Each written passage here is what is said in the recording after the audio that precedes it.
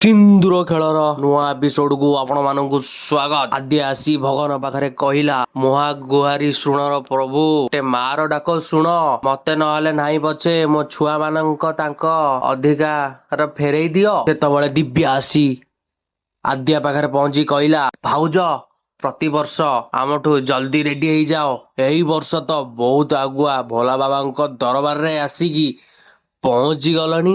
ସେପଟରେ ଦିଦି ଆସି କହିଲା, ମୁଁ ତ ସବୁ ବର୍ଷକୁ ଭଲ ଭାବରେ ଅପେକ୍ଷା କରିଥାଏ, କାହିଁକି ନା ଆମେ 3 ଜଣ ଏକା ସାଙ୍ଗରେ ଖାଲି ପଡ଼ାରେ ମହାଦେବଙ୍କ ବୋଲବମ୍ ଯାଇଥିଲେ, ଆଉ ଏକା ସାଙ୍ଗରେ ହରର ବମ୍ ବୋଲବମ୍ କେତେ କହିଥିଲେ। ଆଜି ବି ଆମେ ସେମିତି ବୋଲବମ୍ ଯିବା ଦିଦି।